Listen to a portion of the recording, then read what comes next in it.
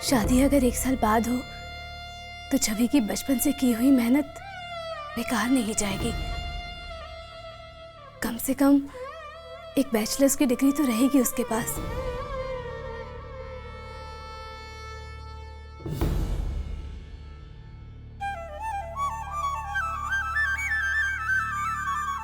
संध्या जी, एक डिग्री मिलने से छवि की जिंदगी में क्या फर्क पड़ जाएगा? ये डिग्री, ये प्रमाण पत्र, ये सब वैसे भी दीवारों के छेद और उनके दरारों को ढकने में भी काम आ सकते हैं। और वैसे भी संध्या जी, एक लड़की चाहे जितना भी पढ़ लिख जाए, आखिर तो एक घर संभालना उसका सबसे बड़ा काम होता है ना संध्या जी। एक बात कहूं संध्या जी, बुरा मत मानिएगा, अगर डिग्री मिले तो सास ससुर और पति के हाथ से मिलनी चाहिए। एक औरत का फर्ज होता है पूरे परिवार को खुश रखे, संभाल के रखे, बांध के रखे। एक औरत की सच्ची पढ़ाई यहीं पे दिखती है और सच्ची डिग्री भी उसके हाथ में यहीं से आती है। आप एक डिग्री का इतना... जल्दी आए बेटा, जल्दी आए, देर हो रही है।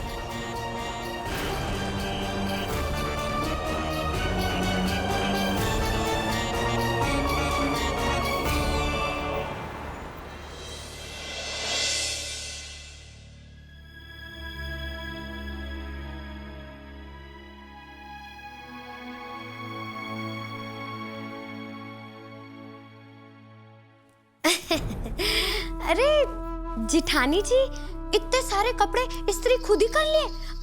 मारे को कह देती, मैं कर देती हूँ। जब परिवार में साथ रहते हैं ना, तो बता देना चाहिए एक दूसरे को काम। सिर्फ प्रेम बड़े हैं, तभी तो लोगों को पता चलेगा कि जिठानी देवरानी में कितना प्रेम है। हाँ, सच्ची बताओ, मारे को अगर किसी की जरूरत पड़े, मैं तो 1 मिनट का धाका ना लूं बताने में कि मारे को आपकी जरूरत है। देखो फटाफट इस्त्री हो गया है ना। वो मैं क्या कह रही थी कि आज ना दुकान पे बड़ी भीड़ है, और आप तो जानो हो, आपके देवर तो जेठ जी के साथ वो लड़का देखने गए हुए ना। सच बताऊं, ये तो वही बात हो गई, दुकान सेठ बिना और जापे की औरत पेट बिना।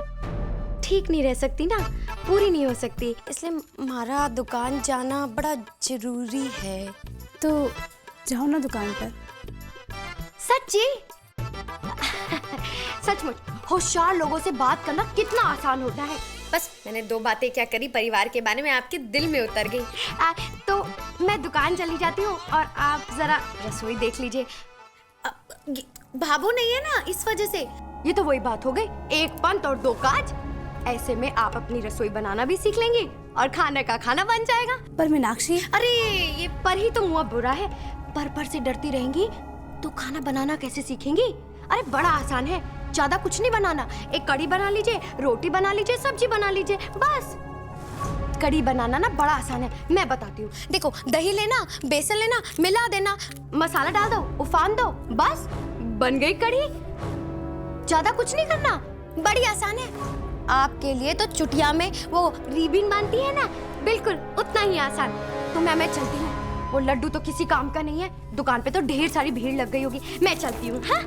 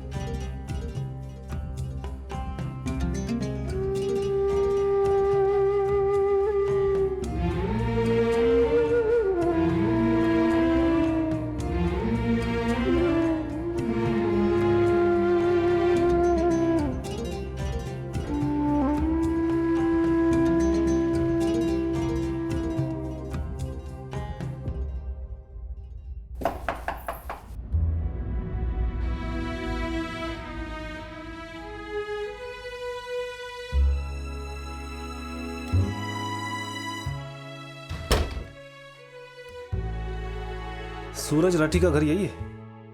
जी घर पे हैं? जी वो बाहर गए हैं, पर आप? मैं वो राम राम जी। राम राम। सूरज भैया बस अभी आते ही होंगे, आप अंदर चलिए, आइए।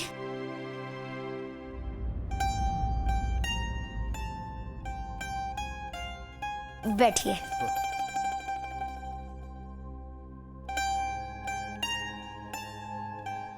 ये मेरी भाभी सा है, संध्या भाभी सा।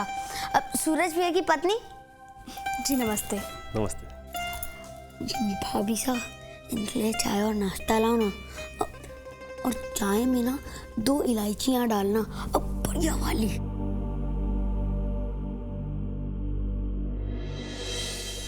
चल छोटू, डायरी लिया। जी। कौन है ये? कोई रिश्तेदार? 10 मिनट तो हो गए हैं, तो सब्जी और कड़ी भी हो गई होगी। देख लेती हूँ।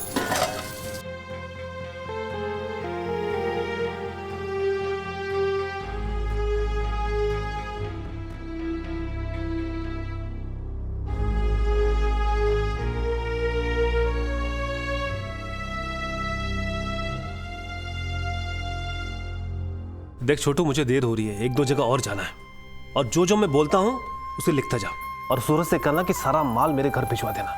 4 किलो काजू कतली, 2 किलो बालूशाही, और घेवर 1 किलो हो जाएगा, और उसके मोतीचूर के लड्डू, चॉकलेट वाली बर्फी और मथुरा के पेड़े, ये सारे 3-3 किलो लिख दे। और सुन, सारा सामान देसी घी में होना चाहिए, लबालब। ओह, शायद कोई बड़े ग्राहक हैं इनके। और वो पैकेट सूरज से कहना कि वो पैकेट भी भिजवा देना।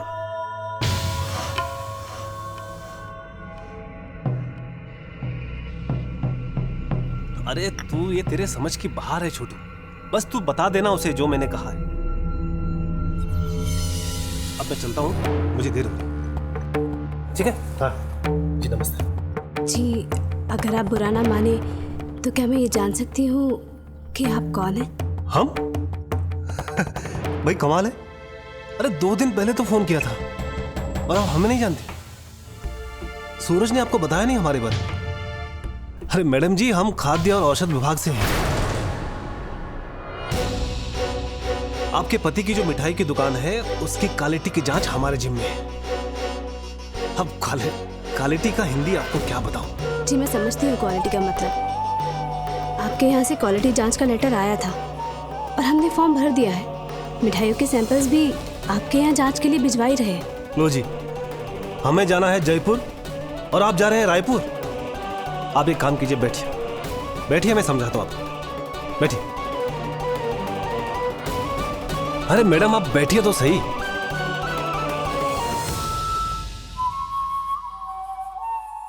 अब मैडम, मैं आपको कैसे समझाऊं? वो क्या है ना मैडम, कि एक बहुत बड़े देवता है, सरकारी देवता। अब ये फॉर्म वगैरह जो है उनको शांत रखने के लिए होते हैं कि सब कुछ ठीक ठाक चल रहा है कड़ाई से। असली काम तो आपस में निपटाए जाते हैं।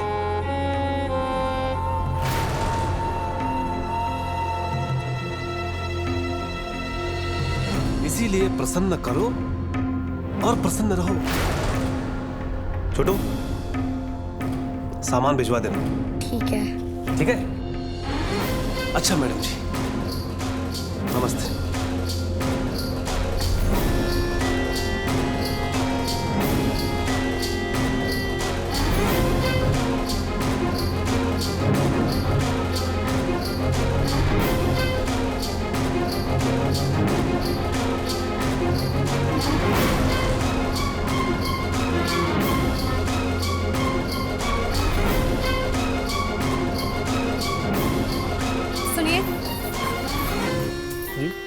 आप कुछ भूल रहे हैं।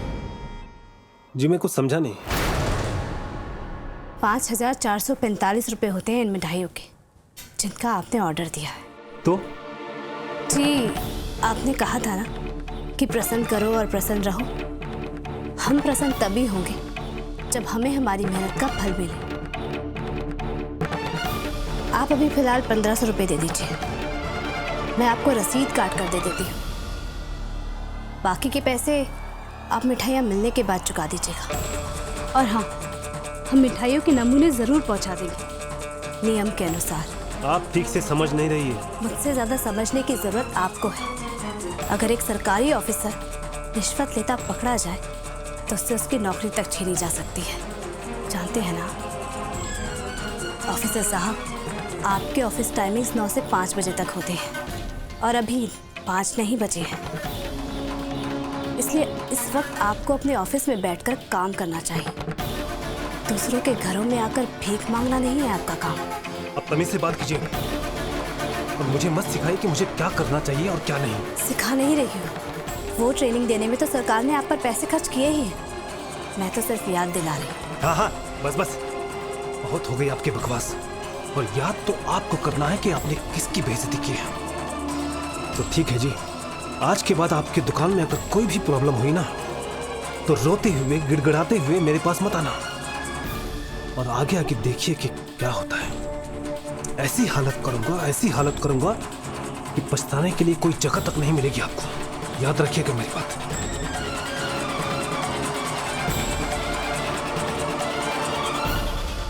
भाभी साहब, ये साहब तो गुस्सा होकर गए। अब परेशान क्यों हो रहे हो छोटू? जब हम सही हैं तो किसी से क्यों डरे? अब जल्दी से जल्दी हमें दुकान पर जाना होगा। मिठाइयों के सैंपल्स निकालकर जल्द से जल्द भिजवाने होंगे। चलो दुकान पर चलते हैं।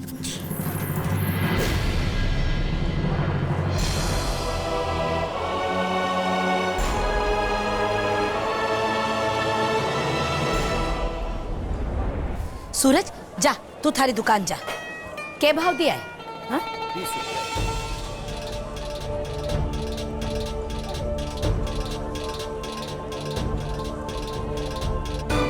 संतोष, ये लौकी ले ले। बाबा ने कहा है मुझे, योगा वाले, कि ये इसकी सब्जी खाने से पेट बहुत ठीक रहे। ये क्या करेगा? वो ये मिठाइयाँ ले जाकर फूड डिपार्टमेंट में, मतलब खाद्य और औषध विभाग में जाकर जमा करवानी है आज शाम 4 बजे तक।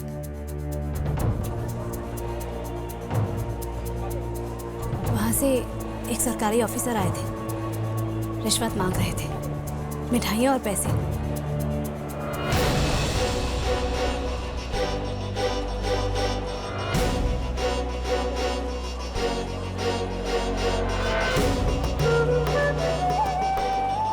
मैंने उन्हें एकदम साफ साफ मना कर दिया है कि हम रिश्वत नहीं देते हैं।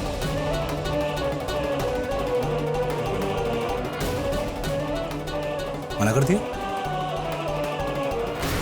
पर इसमें गलत क्या है जो आपने ऐसे मना कर दिया? अरे ये तो हम हर साल करते आ रहे हैं उनके साथ।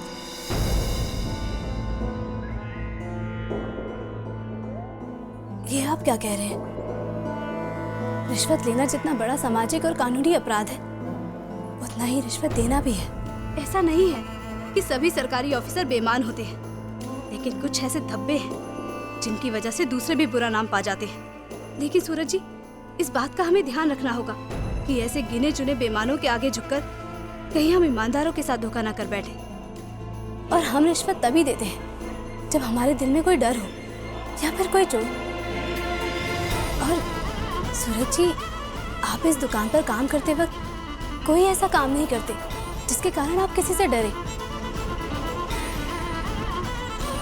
हम कोई नियम कानून नहीं तोड़ेंगे।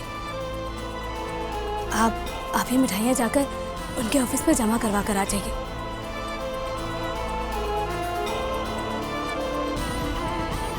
सही रास्ते से जाकर एक बार उन्हें जवाब दे दिया तो अगली बार कोई झूठा सवाल खड़ा करने की हिम्मत नहीं करेंगे वो।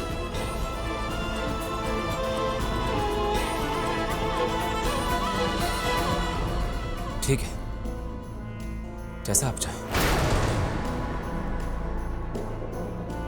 नहीं तोड़ेंगे कोई नियम और ना ही कोई कानून।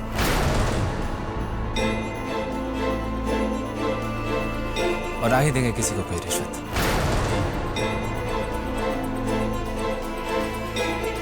भले ही आपकी ये बड़ी बड़ी बातों के बदले मुझे अपनी दुकान पे ताला ही क्यों न लगाना पड़े।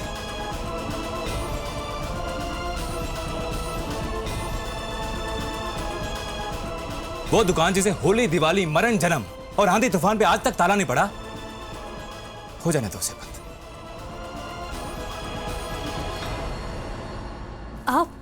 आप ये मानकर ही क्यों चल रहे हैं कि हमारी दुकान पर ताला लग जाएगा? तो जब तक हम सही रास्ते पर चलेंगे, सब नियम कानून का पालन करेंगे, तो कोई क्यों हमारे खिलाफ कदम उठाएगा?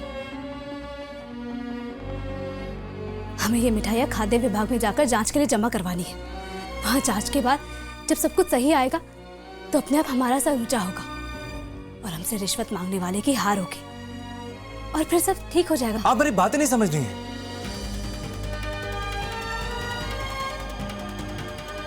ये मेरी दुकान का सवाल है जिससे मेरा घर चलता है। अरे संजय जी, इसको लेकर मैं कोई खतरा मोल कैसे ले सकता हूं? हाँ?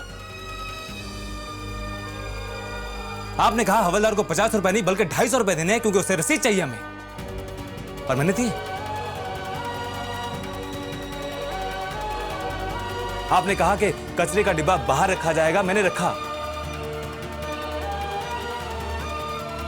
आपने कहा कि बिना हेलमेट स्कूटर चलाना कानूनी अपराध है, मैंने पहना। वो सब मैंने किया क्योंकि मैं कर सकता था। लेकिन आज आप मेरी बात समझिए, ये दुकान मेरे परिवार के लिए है। और अगर आज ये दुकान नहीं रहेगी ना, तो हमारे घर में चूल्हा बुझे रहने तक की नौबत आ सकती है संजय जी। चलिए आप ही बताइए ना, अगर सरकारी अफसर को साल में एक बार मैं कुछ देकर अपने घर की सुख शांति बनाए रख सकता हूं तो यह कीमत मेरे लिए बहुत छोटी है। मुझे कोई फर्क नहीं पड़ता संजय जी। आपको लगता है फर्क नहीं पड़ता,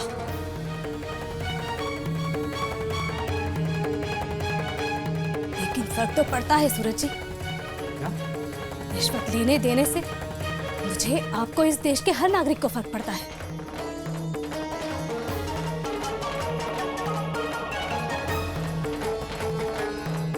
आज आप रिश्वत को बढ़ावा देकर उस इंसान के लिए मुश्किलें खड़ी कर देंगे जो रिश्वत नहीं दे सकता। सच्चा होते हुए भी ना सूरज जी, उसे अपने हक के लिए लड़ना पड़ेगा या फिर उसका हक छीन लिया जाएगा।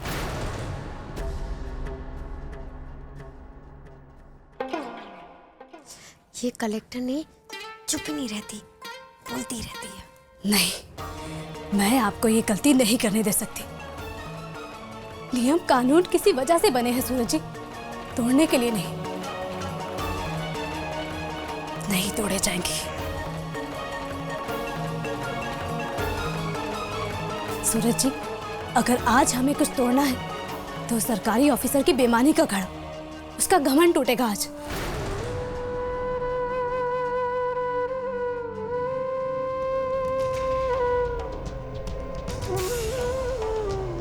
सूरज जी, आप ये मिठाई के सैंपल्स लेकर दफ्तर जाइए। हम ऐसे लोगों को बढ़ावा नहीं दे सकते। बहुत मानते हैं ना आप ये नियम, ये कायदे, ये कानून। हाँ तो ठीक है, आइए जरा।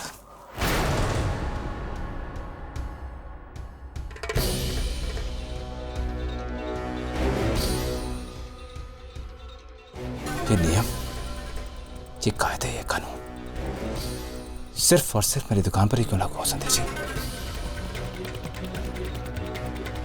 असली जिंदगी पर क्यों नहीं? पति पत्नी और सास बहू के रिश्ते में क्यों नहीं लागू होते ये कानून?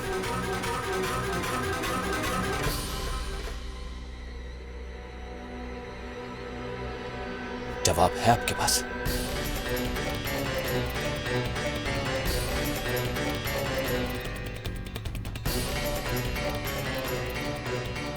नहीं है ना? वाह संध्या जी वाह, ये होता है फर्क पढ़े लिखे और हम गंवार लोगों के बीच में। जहां हमें साबित करने के लिए सब कुछ करना पड़ता है और आप सब कुछ करके भी निर्दोष और अपराधी नहीं है। अब जरा आप अपने आप से एक सवाल पूछ के बताइए संध्या जी, क्या आपने पत्नी से जुड़े सारे कर्तव्य निभाए?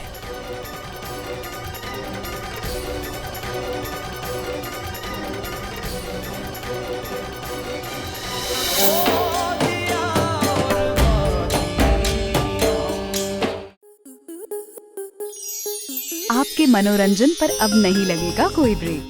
स्टार प्लस के बेहतरीन शोज देखने के लिए लाइक, शेयर और सब्सक्राइब करें स्टार प्लस यूट्यूब पेज को।